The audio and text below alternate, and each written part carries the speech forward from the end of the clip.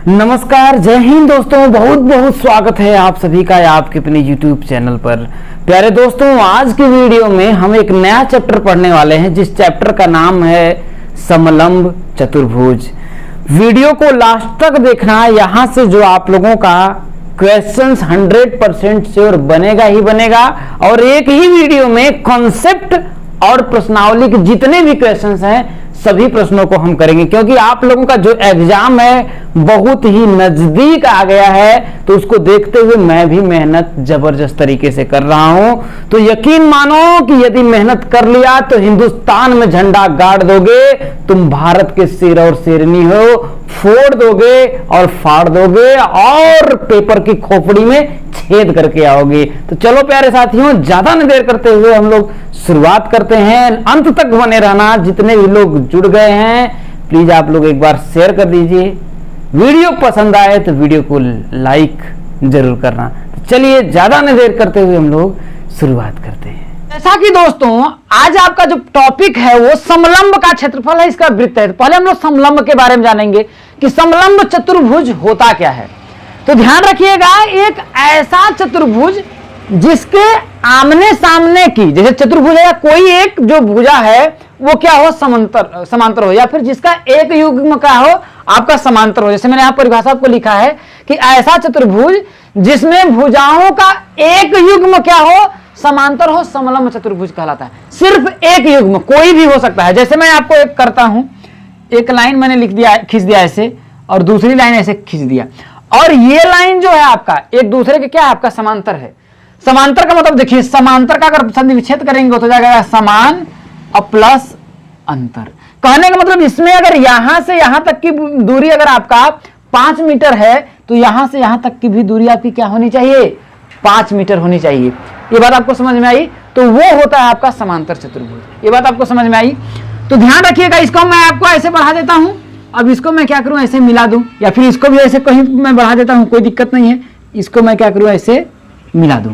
तो ये जो आपका चतुर्भुज बना, ये आपका क्या बना, समलंब चतुर्भुज बना। क्या बना मेरे दोस्त, समलंब चतुर्भुज बना। अब अगर इसमें इसका मैं नाम दे दूं तो ये होगा ए बी सी आपका डी। तो इसमें ध्यान रखिएगा, ए बी जो है पर समांतर है किसके, डीसी। अब आप इसमें कहेंगे तो यहां तो समांतर नहीं है, तो अगर इसको आप ऐसे करके बढ़ा देंगे और इसे भी ऐसे करके आपको बढ़ा देंगे तो क्या इनके बीच की दूरी तो समान ही रहेगी। तो देखिए, समांतर का मतलब होता है मेरे दोस्त, इन दोनों, ये भुजा और इस भुजा के बीच की ये जो दूरी है ना, वो हमेशा अगर यहां पर 5 है तो यहां पर भी 5 होगी, यहां पर भी 5 होगी, यहां पर भी 5 होगी, और यहां से अगर उसको मैं बढ़ा दूंगा फिर भी नाप दूंगा तो क्या होगी, आपकी 5 होगी। अगर 2 होगी तो 2 ही होगी, 1 होगी तो 1 होगी। मतलब सभी जगह इनकी दूरी क्या होनी चाहिए, आपकी समांतर होनी चाहिए, मतलब समान होनी चाहिए। बात समझ में आया? तो यह होता है आपका समलंब चतुर्भुज। और ध्यान रखिएगा, ऐसा नहीं कि हम ऐसे ही बनाएंगे। अगर मैं ऐसे भी लिखूं, एक चतुर्भुज मैंने ऐसे बनाया और दूसरा भी अगर ऐसे में बना दिया, ठीक है, और इसके बीच की अगर दूरी है जो क्या है आपका समान है, क्या है मेरे दोस्त, अगर मेरी इसके बीच की दूरी भी अगर आपकी समान है तो ये भी आपका क्या होगा, एक समलंब चतुर्भुज ही होगा। ध्यान रखिएगा, समलंब चतुर्भुज ही होगा। ये बात आपको समझ में आया? तो ध्यान रखिएगा, अगर इस समलंब चतुर्भुज का अगर हमको क्षेत्रफल ज्ञात करना हो, अगर आपसे मैं बात करूं इस समलंब चतुर्भुज का अगर आपको क्षेत्रफल ज्ञात करना हो तो आप कैसे ज्ञात करेंगे? तो ध्यान रखिएगा मेरे दोस्त, बहुत ही आसान है। ध्यान रखिए, ये दो समांतर चतुर्भुज है, इस पे अगर मैं ऐसे लंब डाल दूं, ऐसे अगर मैं आपको लंब डाल दूं और यहां से मैं इसको लंब डाल दूं ऐसे, तो ये देख रहे होंगे आपका क्या बना, एक आयत के शेप में बन गया। क्या आयत के शेप में, ले लंबाई कुछ और होगा, चौड़ाई कुछ और होगा। और यदि मैं इसका क्षेत्रफल निकाल लूं, ये आपका एक त्रिभुज बना, इसका क्षेत्रफल निकाल लूं और इसका क्षेत्रफल निकाल करके जोड़ दूं, तो क्या मेरे को पूरा समलंब चतुर्भुज का क्षेत्रफल आ जाएगा? क्या आएगा कि नहीं आएगा? अगर इसका आपको डिटेल देखना है तो मेरे डीएलएड सेकेंड सेमेस्टर में आपका जो 3rd चैप्टर है वो आयतन एवं धारिता करके है, उस चैप्टर में आप देख लीजिएगा, 100% आपको कॉन्सेप्ट क्लियर हो जाएगा, क्योंकि वहां पर मैंने डेरिवेशन भी कराया है। यहां पर ध्यान रखिएगा, समलंब चतुर्भुज का जो क्षेत्रफल होता है 1/2 उड़ते समांतर भुजाओं का योग। भैया अगर मान लेते हैं ये भुजा, अगर इस भुजा की जो लंबाई है मान लेते हैं 5 मीटर है, और दूसरी भुजा क्या है आपका, इसकी मान लेते हैं 3 मीटर है, तो ये दोनों, ये भुजा समांतर दोनों है ना, लेकिन ये भुजा अगर आपकी बड़ी है, ये भुजा थोड़ा छोटी है, लेकिन ये दोनों भुजाओं की समांतर एक दूसरे के बीच की जो दूरी है वो आपकी क्या है, समान है। तो इस समांतर भुजाओं का योग कर करके इसमें हम क्या करेंगे, ऊंचाई। भैया ऊंचाई कहीं पर दिया रहेगा या फिर इन दोनों भुजाओं के बीच की दूरी दिया रहेगा, उसे ही हम लोग ऊंचाई, अगर इसको मैं बोलूं बीच की दूरी या फिर ऊंचाई भी बोल सकता हूं उसी को। तो ध्यान रखिएगा समलंब चतुर्भुज का जो क्षेत्रफल होता है वो क्या होता है, 1/2 गुणित समांतर भुजाओं का योग। समांतर भुजा मान लेते ये हो गई, ये हो गई, तो समांतर भुजाओं का योग इंटू उनके बीच की दूरी या फिर ऊंचाई, ये आपका फॉर्मूला होता है। तो आइए इस पर जो आपका बेस्ट क्वेश्चन पूछा जाता है उन सभी क्वेश्चनों को हम लोग सॉल्व करते हैं। अब जैसा कि दोस्तों आपके सामने देखिए क्वेश्चन दिया है, क्या कह रहा है देखिए, एक समलंब की समांतर भुजाएं 30 मीटर और 16 मीटर हैं। अब भैया हमारा क्या कह रहा है, देखिए एक समलंब है, तो हम भैया समलंब बना लेते हैं। आपका इस प्रकार से मैं समलंब बना लेता हूं, इस प्रकार से भी अगर मैं बना दूं तो ये भी आपका फिर समलंब है, ऐसे भी अगर मैं कर दूंगा फिर भी आपका क्या है, समलंब है, क्योंकि एक भुजा क्या होगी आपकी समांतर, इधर बने चाहे ना बने, ये भी आपका एक समलंब है। अब इसका मैं नाम देता हूं A B C D। अब क्या कह रहा है कि एक समलंब की समांतर भुजाएं 30 मीटर और 16 मीटर हैं। अब बताइए कि इसमें 30 मीटर कौन सा होगा, जो बड़ा वाला होगा वो 30 मीटर होगा, तो ये वाला हम मान लेते हैं आपका दिया है कितना, 30 मीटर दे दिया, समझ में आया। और कितना है भैया, अब ए बी ये वाला कितना हो जाएगा आपका, 16 मीटर होगा, होगा कि नहीं होगा। अब कह रहा हूं उनके मध्य की दूरी, अब भैया समांतर है तो इनके बीच की दूरी चाहे यहां से हम ले लें और चाहे हम क्या करें यहां पर ले, यहां से ले, चाहे यहां से ले, चाहे यहां से ले, कहीं से भी ले, सभी जगह क्या होगा 16 मीटर होगा, क्योंकि कह रहा है समांतर है, तो समांतर का मतलब ये होता है समान अंतर। इन दोनों भुजाओं के बीच में क्या होना चाहिए, समान अंतर होना चाहिए। चाहे मैं यहां से लूं, तो अगर यहां से लेना है तो इसको हमें क्या करना पड़ेगा, बढ़ाना पड़ेगा। अब बढ़ा दूंगा तो फिर भी तो ये क्या होगा आपका 12 मीटर, या फिर मैं इसको ऊंचाई भी तो बोल सकता हूं, बीच की दूरी को ऊंचाई भी, तो ऊंचाई भी कहीं पर आपको दे सकता है, ठीक है। तो क्या कह रहा है, तो उसके मध्य की दूरी क्या है मेरे भैया, तो यहां से मैं लिख लेता हूं कितना है, 12 मीटर है, कितना है 12 मीटर है। तो कह रहा है समलंब का क्षेत्रफल ज्ञात करिए। तो भैया समलंब का क्षेत्रफल आपका क्या होता है, अभी मैंने आपको बताया है कि समलंब का क्षेत्रफल बराबर 1/2 समांतर भुजाओं का योग, यही बताया था कि समांतर भुजाओं का योग। तो लिख देंगे, मान लेते हैं ये भुजा ए बी, समांतर लिख लेते हैं, हिंदी में ही लिख लेते हैं, समांतर भुजाओं का योग गुणित ऊंचाई लिख सकते हैं या फिर उनके बीच की दूरी, तो यहां पर हम ऊंचाई ही लिख देते हैं, ठीक है। तो अब बताइएगा यहां पर मैं करूंगा तो 1/2 समांतर भुजाओं का योग, तो एक भुजा 16 और दूसरी कितना है 30, तो इसको जोड़ देंगे 30 + 16 समांतर भुजाओं का योग। तो समांतर भुजा आपकी 16 ये हो गई, ये 30 हो गई, तो इनका दोनों का योग कर दिए, इंटू ऊंचाई लिख लीजिए या फिर इनके मध्य की बीच की दूरी। तो इनके बीच की दूरी क्या है आपका मेरे भैया 12 है, कितना है मेरे दोस्त 12 है। तो इसको सॉल्व कर लीजिए, 1/2 गुणित एक कितना हो जाएगा आपका 30 और 16 अगर करेंगे तो आपका कितना आ जाएगा 46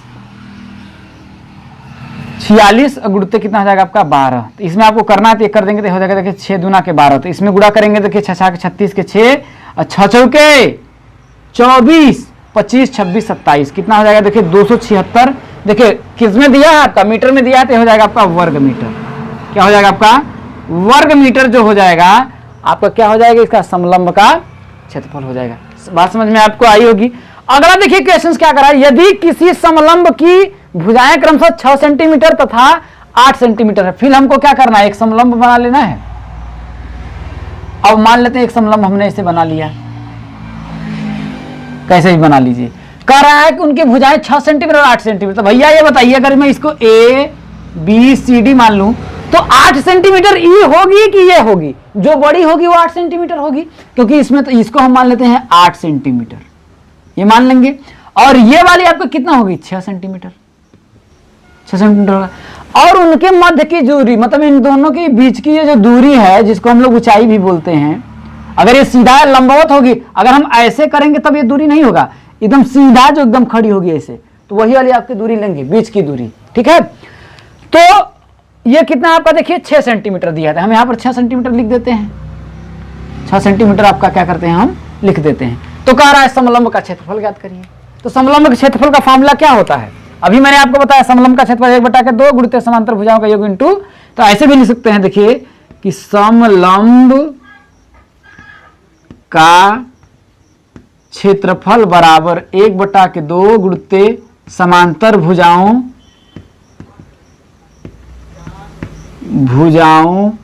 का योग गुणते ऊंचाई की जगह आप लिख सकते हैं उनके बीच की दूरी, उनके मध्य की दूरी, ऐसा लिख सकते हैं या फिर ऊंचाई भी आप लिख सकते हैं।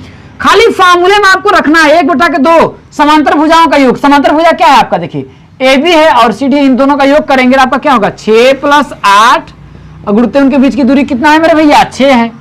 अब इसको सालों करेंगे तो आपको हो जाएगा देखिए 1/2 गुणते 8 से कितना हो जाएगा आपका 14 गुणते 6, इसको काट कर दीजिए तो 2 3 6 हो जाएगा, 14 3 कितना हो जाएगा आपका 42 वर्ग मीटर। कितना होगा 42 वर्ग मीटर। यही क्या हो जाएगा आपका आंसर हो जाएगा। अब दोस्तों अगला जो आपका टॉपिक है समलंब के बारे में तो आपने जान लिया।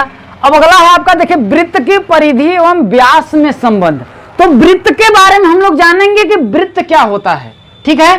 तो वृत्त क्या होता है, देखिए किसी समतल में स्थित एक निश्चित बिंदु से, कहां समतल में, हवा में नहीं, किसी समतल में स्थित किसी एक निश्चित बिंदु से समान दूरी पर स्थित बिंदुओं का जो बिंदुपथ होता है उसे ही हम लोग क्या कहते हैं दोस्तों वृत्त कहलाता है। कहने का मतलब देखिए ये देखिए पूरा समतल है, ये बोर्ड आपको समतल दिख रहा होगा। अब कह रहा है समतल में स्थित, अब कह रहा है किसी एक निश्चित बिंदु मैंने ले लिया, इस निश्चित बिंदु से समान दूरी मान लेते हैं, एक दूरी मैंने ले लिया यहां तक, ठीक है। तो एक निश्चित बिंदु से समान दूरी पर एक आपका बिंदुपथ बनेगा, यहीं से आपका एक लाइन भाई को एक सेंटीग्रेड करके ऐसे पूरा एकदम घुमा दीजिए। मान लेते हैं एक निश्चित बिंदु लिया, अब इसको ऐसे करके प्रकार से ऐसे हम लोग घुमाते थे एक निश्चित दूरी कोई बिंदु से लेकर के, तो ये कह रहा है कि समान दूरी पर स्थित, अब यहां से निश्चित समान दूरी यहां पर की ये जो दूरी होगी यहां पर जितने भी चीजें बनेंगी पूरे जगह आपका क्या होगी समान होंगी। तो ये जो आपका बिंदुपथ बनेगा ना, ये छोटे छोटे बिंदुओं से अगर मैं वृत्त को अगर ऐसे करूं, अगर ऐसे मैं मान लेता हूं ऐसे करता हूं, ठीक है, तो ऐसे ऐसे करके छोटा छोटा एक बिंदुपथ बनेगा, ऐसे बिंदु करते करते ये बनेगा, वृत्त बनेगा कि नहीं बनेगा। तो वही कह रहा है कि किसी समतल में स्थित एक निश्चित बिंदु से समान दूरी पर स्थित, ये दूरी जो इसकी होगी ना पूरी क्या होगी समान दूरी पर स्थित बिंदुओं का जो बिंदुपथ होता है यही क्या कहलाता है आपका वृत्त कहलाता है।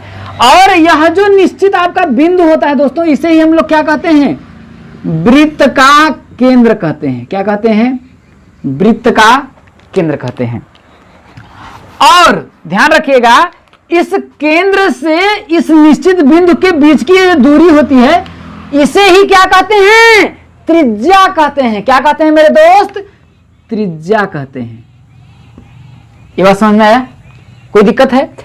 और ध्यान रखिएगा इसी त्रिज्या के एकदम देखिए सीधे अगर यहां से यहां तक मैं मिला दूं एकदम सीधा, मतलब इसके बीच को जो एंगल हो कोण हो 180 अंश का हो, तो यह जो होती है वृत्त की सबसे बड़ी जीवा और इसी को हम लोग बोलते हैं व्यास। क्या बोलते हैं मेरे दोस्त व्यास बोलते हैं। क्या बोलते हैं व्यास बोलते हैं। और व्यास देखिए ये आर हुआ ये आर हुआ, तो व्यास को हम लोग डी से इंडिकेट करते हैं। किससे डी से इंडिकेट किया जाता है आर प्लस आर, तो कुल मिलाकर कितना हुआ व्यास के क्या 2r लिख सकते हैं। क्या व्यास के बराबर मैं 2r लिख सकता हूं, क्या लिख सकता हूं। अब और आपका देखिएगा ये जो बिंदुपथ है इसकी ये जो दूरी होती है ऐसे पूरा ये जो बिंदुपथ है आपका है ना, यही जो ये जो वृत्त बोलते हैं ये जो पूरा बिंदुपथ होता है इसे ही हम लोग बोलते हैं वृत्त की परिधि। क्या बोलते हैं मेरे दोस्त वृत्त की परिधि।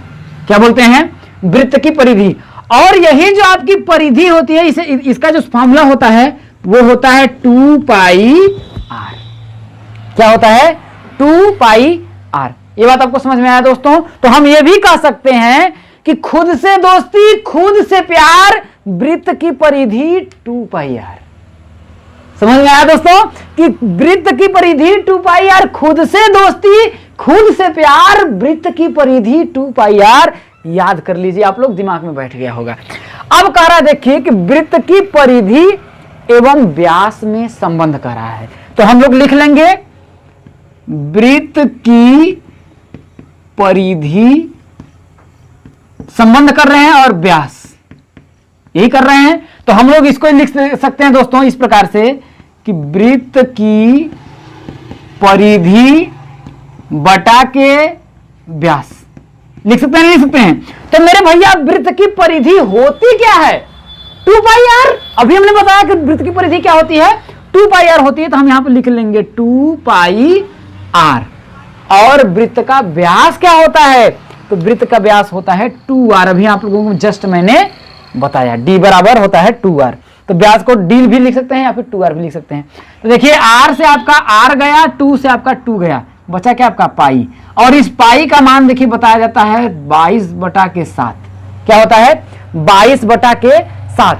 तो अगर हम अब देखें कि वृत्त की परिधि और व्यास में जो संबंध है वो क्या है? 22 रेशियो कितने का है? 7 का है। कितने का है मेरे दोस्त? 22 रेशियो 7 का है। तो इस पर आपका जो आधारित प्रश्न होता है कैसे बनता है, आइए हम लोग प्रश्नों को सॉल्व करते हैं। अब दोस्तों इस पे आधारित जो आपका प्रश्न है उसको हम लोग सॉल्व करते हैं। पहला जो आपका क्वेश्चन क्या करा, देखिए यदि किसी वृत्त की त्रिज्या 31 सेंटीमीटर है तो वृत्त की परिधि ज्ञात करिए। ध्यान रखिए क्या कह रहा है, यदि किसी वृत्त की त्रिज्या। अब मैं क्या करता हूं, एक वृत्त ले लेता हूं, थोड़ा इंक कम है, मैनेज करिएगा, समझने का कोशिश करिएगा मेरे दोस्त। अब मैं अगर कहूं एक वृत्त है, ये आपका वृत्त हो गया। अब इसकी त्रिज्या जानते हैं, ये आपका वृत्त के केंद्र से और वृत्त के बिंदु पथ तक की जो दूरी होती है वृत्त की त्रिज्या होती है। तो त्रिज्या को हम लोग किससे दर्शाते हैं? r से दर्शाते हैं। तो r बराबर कितना दिया आपका? 31 सेंटीमीटर दिया है। क्या दिया आपका? सेंटीमीटर दिया है। पहला वाला क्वेश्चन का सॉल्यूशन कर रहे हैं। तो कह रहा है तो वृत्त की परिधि ज्ञात करिए। तो वृत्त की परिधि, तो वृत्त की परिधि क्या होती है? 2 पाई r होती है। क्या होती है? 2 पाई r होती है। और अगर इसमें अगर हम करें तो हो जाएगा देखिए 2 गुणित पाई का मान होता है देखिए 22/7 भी होता है और 3.14 भी होता है। क्या होता है? पाई का मान 22/7 भी होता है और 3.14 भी होता है। ठीक है, तो वहां पर हम रख लेंगे इंटू r। r का मान कितना दिया? देखिए 31 दिया है। कितना दिया है? 31। तो यदि मैं 31 का 2 में अगर मैं गुणा कर लूं तो आपका कितना हो जाएगा? 31 दूना आपका हो जाएगा 62। आपका देखिए कुछ कट नहीं रहा है, इसकी जगह हम लोग लिखेंगे 3.14 लिख लेंगे। क्या करेंगे? 3.14 लिख देंगे, या फिर इसमें आपको गुणा कर दीजिएगा, जो आएगा आपका आंसर हो जाएगा। या फिर इसका मान अगर आपको पाई का मान नहीं रखना है तो आपसे आप लिख सकते हैं वृत्त की परिधि 62 पाई क्या हो जाएगा आपका? सेंटीमीटर हो जाएगा। क्या हो जाएगा? 62 पाई सेंटीमीटर, ये भी हो जाएगा। और या फिर पाई के मान 3.14 रख करके आप सॉल्व करेंगे, तब पर भी जो आएगा आपका आंसर वो भी सही है और ये भी सही है। और दूसरा क्वेश्चन क्या कर रहा है मेरे दोस्त? देखिए दूसरा क्वेश्चन ये कह रहा है कि यदि किसी वृत्त की परिधि 31.4 सेंटीमीटर है तो उसका व्यास ज्ञात करिए। देखिए यदि किसी वृत्त की परिधि, देखिए दूसरे वाले क्वेश्चन को हम लोग सॉल्व करते हैं। कह रहा कोई वृत्त है, अब परिधि क्या होता है? यहां से जैसे मान लेते हैं ये वाली पूरी होती है, ये आपकी परिधि होती है। तो आपका कह रहा है दूसरे वाले क्वेश्चन को हम लोग सॉल्व करते हैं। तो कह रहा है यदि किसी वृत्त की परिधि 31.4 सेंटीमीटर है, ये पूरा जो है आपका कितना है? 31.4 सेंटीमीटर है। कहने का मतलब आपका 2 पाई r, कहने का मतलब 2 पाई r क्या दिया है? 2 पाई r बराबर दिया है आपका देखिए 31.4 सेंटीमीटर। ये आपका दूसरा वाला क्वेश्चन है। ठीक है, कह रहा है तो उसका व्यास ज्ञात करिए। तो भैया व्यास d बराबर क्या होता है? 2r होता है ना। ये व्यास अगर यहां से मैं हटा दूं तो वृत्त की सबसे बड़ी जो विजीवा होती है वही होती है वृत्त का व्यास। तो यहां से हमें क्या करते हैं? ऐसे लिख सकते हैं क्या? देखिए 2r इंटू पाई बराबर 31.4 ये हो सकता है। तो इसके जगह पे हम पूरा क्या व्यास लिख सकते हैं? क्या लिख सकते हैं? क्योंकि व्यास d बराबर 2r होता है, तो इसके जगह हम व्यास लिख सकते हैं। तो लिख सकते हैं देखिए व्यास बराबर 31.4, ये पाई क्या हो जाएगा आपका? नीचे आ जाएगा। क्या आ जाएगा आपका? नीचे आ जाएगा। ये समझ में आया? जब पाई आपका नीचे आ जाएगा तो आप लिख सकते हैं देखिए यहां पर कि 31.4 पाई का मान होता है देखिए 22/7 होता है। 7 जब आपका ऊपर चला जाएगा तो ये हो जाएगा देखिए 31.4, सॉरी यहाँ 27 नहीं, यहाँ पर 22 होगा, 22 यहाँ हो जाएगा 22, ये 7 ऊपर चला जाएगा तो गुणते आपका 7 हो जाएगा। अब इसका गुणा करें आप, देखिए 7 चौके 28 के 8, देखिए 7 एकम 7 और 7 दू 9, 7 चौके 28 के 8, 7 एकम 7 दू 9, 7 त्रिकी 21 हो जाएगा। तो ये हो जाएगा इतना 219.8 बटा के 22। तो देखिए 22 दहा में 220 होता है, तो 219.8 के लगभग है। तो हम मान सकते हैं कि क्या है आपका, देखिए 9 दशमलव समथिंग आएगा, या फिर मैं लिख दूं 10 सेंटीमीटर लगभग। 10 सेंटीमीटर आपका क्या लिख दें लगभग, अगर मैं लिख दूं तब पर भी आपका गलत नहीं है। तो ये आपको समझ में आ गया होगा दोस्तों।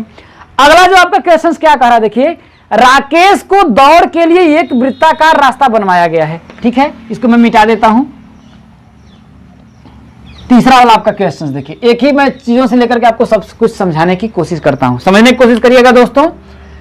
तीसरा क्वेश्चन क्या कह रहा है, देखिए कि राकेश को दौड़ने के लिए एक वृत्ताकार रास्ता बनाया गया। ये आपका वृत्त के आकार का रास्ता हो गया कि नहीं, ये वृत्ताकार हो गया। अब कह रहा है यदि एक चक्कर में 220 मीटर की दौड़ पूरी हो जाए। अब कहने का मतलब यहां से अगर स्टार्ट करेगा, यहां से फिर पूरा जाते हुए फिर यहां पर आएगा अपने स्टार्टिंग पॉइंट पे, तो वो एक चक्कर हो जाएगा। कहने का मतलब ये पूरी अपनी क्या दौड़ा, परिधि दौड़ा या एक चक्कर। तो परिधि के बराबर दौड़ा 220 मीटर पूरी हो जाए तो उस पथ का व्यास। तो कह रहा है ये व्यास, तो हमको व्यास का ज्ञान नहीं ज्ञात कर सकते, ये पूरी वृत्त की परिधि है, तो क्या व्यास नहीं ज्ञात कर सकते हैं? ज्ञात कर सकते हैं ना। तो जब व्यास ज्ञात करेंगे तो आप ध्यान रखिएगा, कहने का मतलब 2 पाई आर।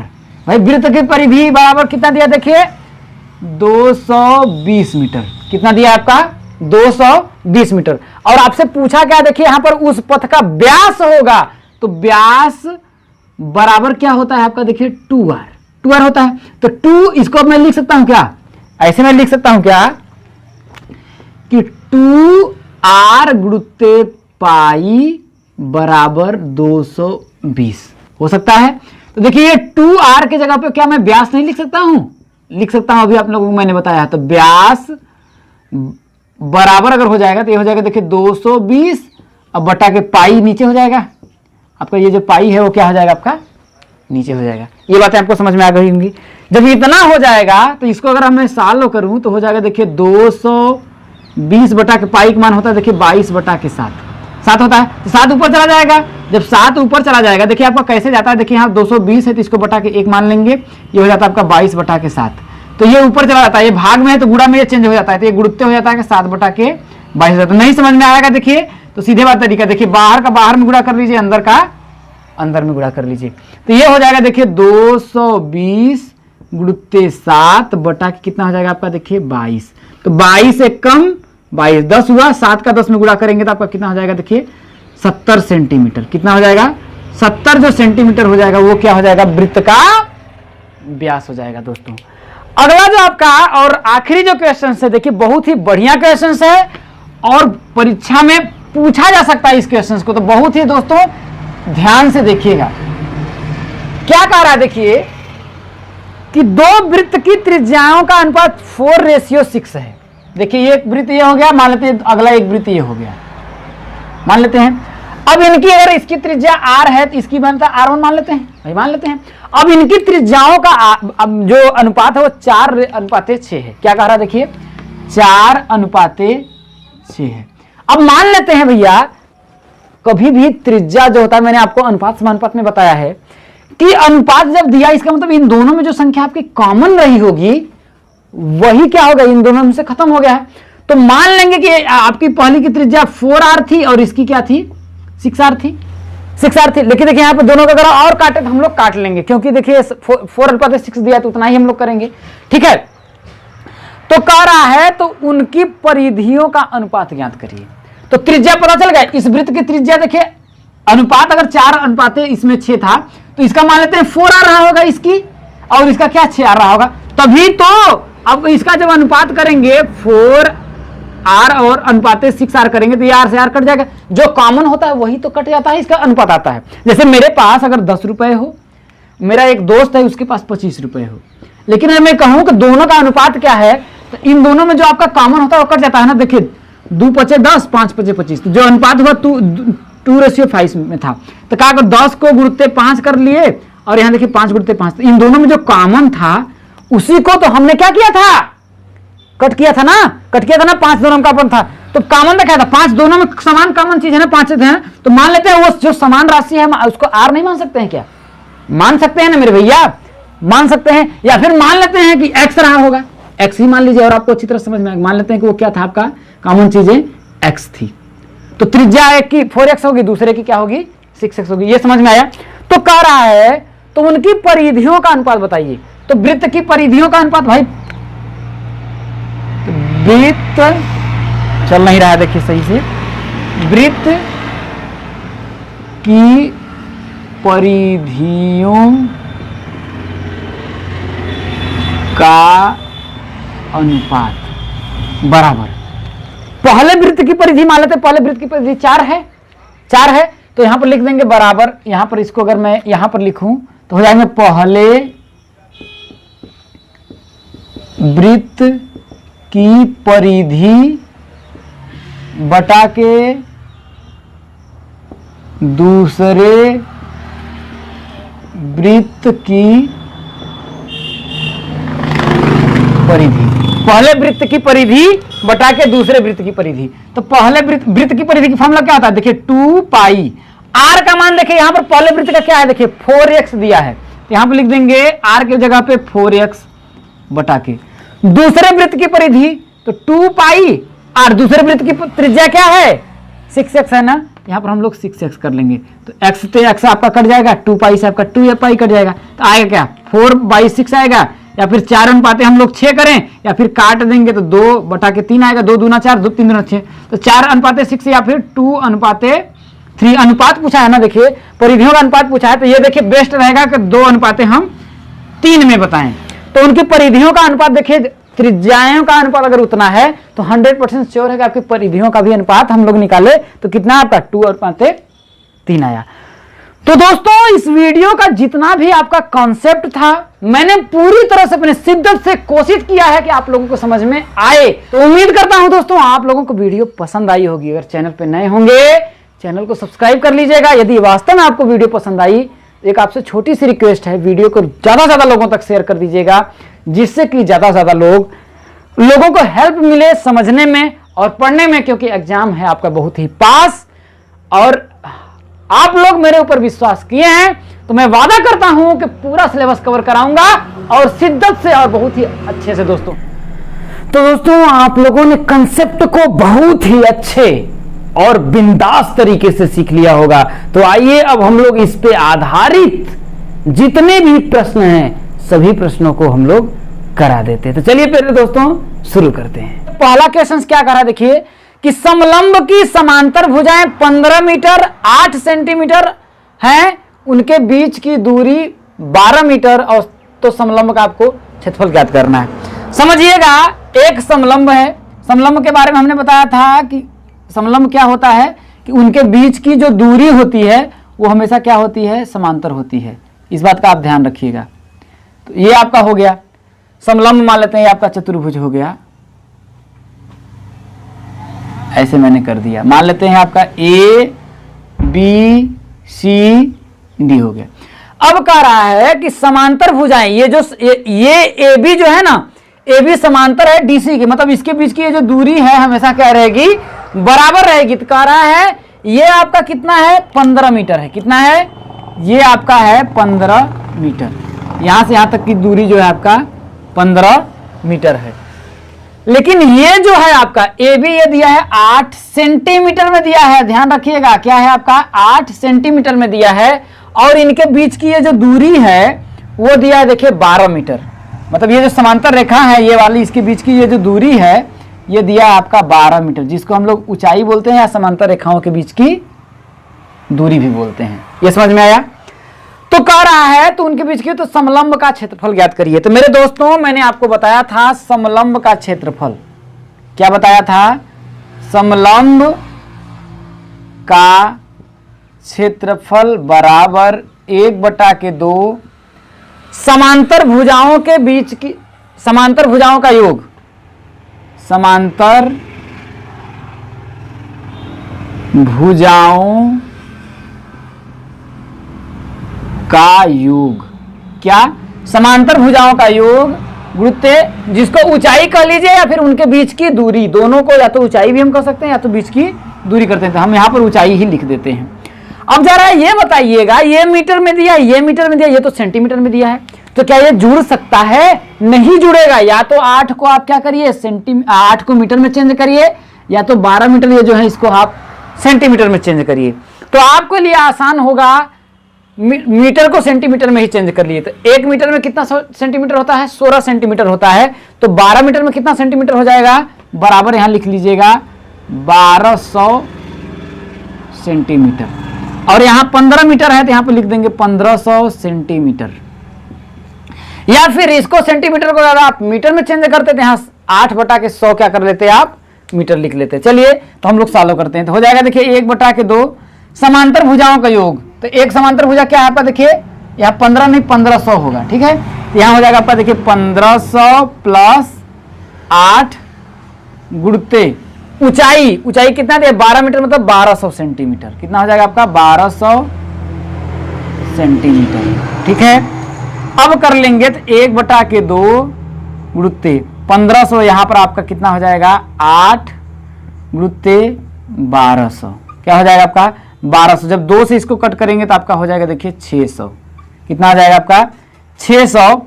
और जब 600 का 1508 में आप क्या करेंगे? 600 का गुणा करेंगे तो आपका कितना आएगा? देखिए 0 0 8 6 के 48 के 8 6 0 यहाँ 0 4 6 5 30 के 0 6 कम 6 3 9। इतना जो आपका आएगा इतना सेंटीमीटर आएगा। क्या आएगा? इतना, सॉरी वर्ग सेंटीमीटर आएगा। क्या आएगा आपका? देखिए वर्ग सेंटीमीटर आएगा। और यदि आप इसको मीटर में चेंज करना चाहते हैं, किसमें? वर्ग मीटर में चेंज करना चाहते हैं, तो आपको क्या करना पड़ेगा? देखिए इसमें से आपको देखिए वर्ग सेंटीमीटर है तो ये वर्ग सेंटीमीटर है तो सेंटीमीटर गुणित सेंटीमीटर होगा। तो इसमें आपको जानते हैं 10,000 का भाग देना पड़ेगा। कितने का? अगर आपको सेंटीमीटर में चेंज करना है तो आपको क्या करेंगे? 904800 बटा के इतना का आप क्या करेंगे? वर्ग मीटर हो जाएगा। वर्ग मीटर हो जाएगा तो एक इसमें से जब आप भाग देंगे तो आपका हो जाएगा देखिए 90.48 वर्ग जो मीटर होगा, ये क्या होगा? आपका क्षेत्रफल हो जाएगा। तो आसान है, चाहे तो इतना भी लिख देंगे फिर भी आपका आंसर होगा, और इतना भी लिखेंगे तब पर भी आपका आंसर होगा। दूसरा क्वेश्चन क्या कह रहा है मेरे दोस्तों? यदि किसी समलंब की समांतर भुजाएं 3 सेंटीमीटर तथा 4 सेंटीमीटर में, क्या कह रहा है? देखिए कि यदि किसी समलंब की समांतर भुजाएं 3 सेंटीमीटर तथा 4 सेंटीमीटर हैं तथा इनके मध्य की दूरी 3 सेंटीमीटर है, तो समलंब का क्षेत्रफल ज्ञात करिए। तो देखिए समलंब का क्षेत्रफल ज्ञात करिए। तो देखिए सबसे पहले हम लोग आपको क्या करते हैं? फिगर बना लेते हैं। क्या कह रहा है? देखिए कोई एक समलंब है, मान लेते हैं एक आपका ये समलंब हो गया। समांतर भुजाओं की बात किया मैंने, इसे बना लिया, ठीक है। समलंब को ये ए मान लिया, बी सी डी। अब देखिए समांतर भुजाएं 3 सेंटीमीटर तो 4 सेंटीमीटर। अब बताइए ये 4 होगा कि ये 3 होगा? ये बताइए ये 4 होगा या ये जो बड़ा होगा वही 4 होगा? तो ये आपका 4 सेंटीमीटर होगा, ये वाला होगा आपका 3 सेंटीमीटर। और देखिए उनके बीच की दूरी, देखिए सब ये जो बीच की दूरी यहां से यहां तक है, ये भी जिसको हम लोग ऊंचाई मानते हैं सीधी, ये जो बीच की इनकी दूरी है ये कितना है? 3 सेंटीमीटर है। कितना है? 3 सेंटीमीटर है। तो समलंब का आपको क्षेत्रफल पूछा है, तो समलंब का क्षेत्रफल का फॉर्मूला हमने क्या बताया? 1/2 गुणित समांतर भुजाओं का योग गुणित ऊंचाई। तो लिख लीजिए समलंब का क्षेत्रफल। समलंब का क्षेत्रफल बराबर 1/2 गुणित समांतर भुजाओं का योग गुणित उनके मध्य, उनके बीच की दूरी, उनके मध्य बीच की दूरी, या फिर हम ऊंचाई भी बोल सकते हैं। तो यहां पर हम ऊंचाई लिख लेते हैं। तो मेरे दोस्त क्या होगा? देखिए 1/2 गुणित समांतर भुजा 3 है और 4 है, तो यही इसका दोनों का योग कह रहा है। तो 3 + 4 गुणित ऊंचाई कितना है? देखिए आपका 3 है। तो आप कर लेंगे तो 1/2 गुणित 4 3 कितना हो जाएगा? 7 गुणित 3। तो ये हो जाएगा आपका देखिए 21/2 2 आप 2 का भाग अगर आप देंगे तो आपका आएगा देखिए 10 दूना के 20, 10.5 वर्ग सेंटीमीटर। क्या होगा? वर्ग सेंटीमीटर होगा। तो आइए दोस्तों हम लोग अगले क्वेश्चंस को सॉल्व करते हैं। अब अगला क्वेश्चन क्या है दोस्तों, ये वृत्त पर आधारित प्रश्न आपका दिया है। तीसरा क्वेश्चन क्या कह रहा है, देखिए उस वृत्त की परिधि निकालिए जिसकी त्रिज्या 21 सेंटीमीटर है। अब दोस्तों मैं एक बना लेता हूं वृत्त। क्या करता हूं मैं? एक वृत्त बना लेता हूं। अब कह रहा है इस वृत्त की परिधि निकालना है। तो परिधि क्या होता है? ये वाला देखिए जो मैं सर्कल कर रहा हूं, ये वाला भाग, ये जो ऊपर ऊपर ये वाला गया है ना, ये आपकी क्या है? परिधि है। ठीक है, तो कह रहा है इसकी आपको क्या करना है? परिधि ज्ञात करना है जिसकी त्रिज्या, तो भाई केंद्र से बिंदु पथ तक की जो दूरी होती है उसे त्रिज्या बोलते हैं। तो त्रिज्या, उससे त्रिज्या का हम लोग किससे दर्शा सकते हैं? आर से। तो आर बराबर कितना दिया है? 21 सेंटीमीटर दिया है। कितना दिया है? 21 सेंटीमीटर दिया है। तो वृत्त की परिधि आपको ज्ञात करना है। तो मैंने आपको फॉर्मूला बताया है कि खुद से दोस्ती खुद से प्यार, वृत्त की परिधि 2πr। तो आइए हम लोग लगा देते हैं यहां पर परिधि का फॉर्मूला। तो क्या हो जाता है मेरे दोस्तों, मैंने बताया था वृत्त की परिधि। तो वृत्त की परिधि का फॉर्मूला क्या बताया था? खुद से दोस्ती खुद से प्यार, वृत्त की परिधि 2πr। तो आपको यहां पर अगर करेंगे तो देखिए 2 गुणित पाई, पाई का मान क्या होता है? 22/7 होता है। क्या होता है? 22/7 होता है। और त्रिज्या आर दिया है आपका 21। तो 7 एकम 7, 7 त्रिका 21। तो 22 यहाँ कितना हो जाएगा आपका? 66 गुणित कितना हो जाएगा? 3। तो करेंगे 6 का 18, 6 का 18 198 सेंटीमीटर जो होगा वही आपका क्या होगा मेरे दोस्त? आंसर हो जाएगा। अगला जो क्वेश्चन क्या कर रहा है, यदि किसी वृत्त की परिधि 15.7 सेंटीमीटर है तो उसका आपको क्या करना है? व्यास ज्ञात करना है। क्या करना है? व्यास ज्ञात करना है।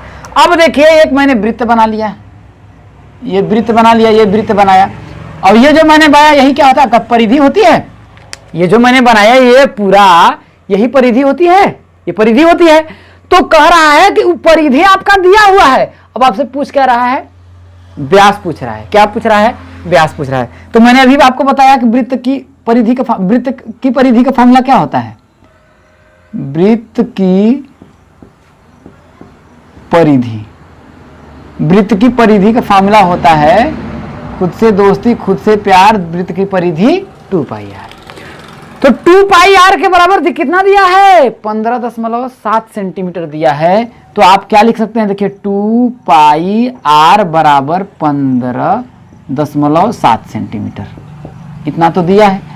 अब आपसे उसका व्यास पूछ रहा है। तो व्यास क्या होता है दोस्तों? एक बिंदु से दूसरे बिंदु तक मिलाने वाली जो जीवा होती है, और वो जो कहां से? वृत्त के केंद्र से होकर के जाती है, वो क्या होती है? वृत्त की जीवा, सबसे बड़ी जीवा, और वृत्त का व्यास भी कहते हैं। मतलब कि वह जीवा जो वृत्त के केंद्र से होकर जाए। अब कह रहे हैं भैया केंद्र से यहां तक की जो दूरी है आर होती है, उसे त्रिज्या बोलते हैं।